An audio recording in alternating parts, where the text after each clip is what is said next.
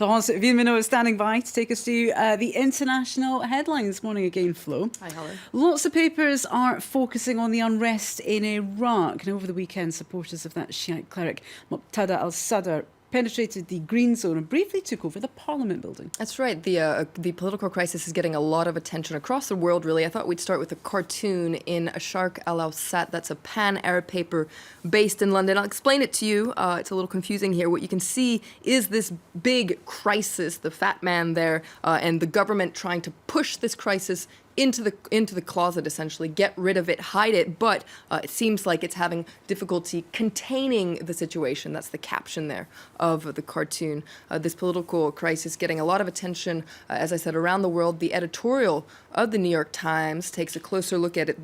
These turbulent politics in Baghdad doesn't really bode well for the future and comes at a really tricky time for the country. Remember, Iraq is confronting an economic crisis brought on by low prices of oil and, of course, the Islamic State group, which is controlling a large part of the Iraqi territory. Well, the Wall Street Journal is saying that the current crisis in Baghdad is showing the perils almost of US President Barack Obama's anti-ISIS strategy. That's right. The Wall Street Journal in its editorial says, like it or not, Obama is waging a gradual war in Iraq, and most of America is barely noticing. It's similar to what happened in Vietnam in the 1960s, according to the Wall Street Journal. On the present trend, though, Obama will not have defeated ISIS before he leaves office, and his successor will inherit what the Wall Street Journal calls a mess. That being said, there doesn't seem to be an alternative plan to Obama's plan. The Wall Street Journal says that if you look at the main U.S. Contenders to be his successor, Hillary Clinton, for instance,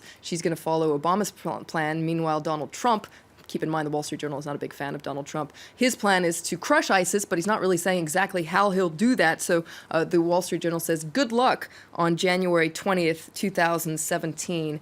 Meanwhile, let's take a look at an article in the Daily Beast that's getting quite a lot of attention. This is the head of the International Red Cross. He's tired of brash statements from U.S. presidential hopefuls, particularly those who are advocating getting rid of the Geneva Conventions. And you can see here a quote, what the heck, I don't know if I can say that on air, actually. This is Peter Moore. This is an interview, as I said, he gave to the Daily Beast, getting a lot of attention. What the heck is happening to the world when those who were at the origin of these international humanitarian laws are starting to question them in public debates? Well, a poignant question there. Let's move on to a report in Le Figaro on the plight of Syrian journalists who are exiled in Turkey. That's right. Le Figaro calls them the brave-hearted soldiers of information, continuing to do their jobs and inform people despite daily fear. Now, they're threatened both by the Assad regime and the Islamic State group, which tracks them down and eliminates them. Le Figaro reports that just last month, a prominent journalist was assassinated by a shot to the head in central Gaziantep. That's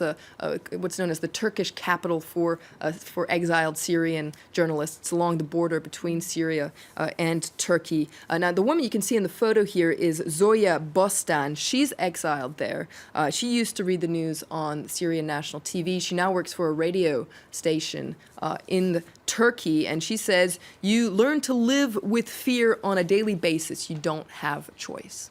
Let's stay in Turkey, Flo. Parliament there is set to vote on a series of criteria that will pave the way for the EU to consider granting Turkish citizens visa-free travel. That's right. The deadline for that vote is coming up. You can read more about it in Hurriyet. You can see here, Turkey essentially needs to fulfill 72 criteria before the EU will grant Turkish citizens approval to have visa-free travel within the Schengen zone. Now, this will apply for tourism and business trips. This is part of the very controversial refugee swap deal that was met in March. You can read more about the details in Le Parisien as well, which focuses on the fact that the Turkish president, Recep Tayyip Erdogan, he wants this to start in June. But as I said, Turkey has to fulfill these 72 criteria. What are they? Well, essentially, it's a wide range of issues, including clarifying Turkey's legislation on terrorism, human rights, data protection. Essentially, Turkey must align itself with European legislation. Let's finish up, Flo, with some football news. Of course, the papers Foxes are celebrating Leicester City, the underdogs who were crowned champions of the Premier League. That's right. Such a great story. Let's look at the local press, of course. They can't get enough of this victory. The Leicester Mercury champions. Really the most amazing sporting story ever, according to this paper. The Foxes pulled off a miracle. What's interesting is even U.S. papers that usually don't care about soccer or football are all about this story as well. Take a look at this article in the Washington Post.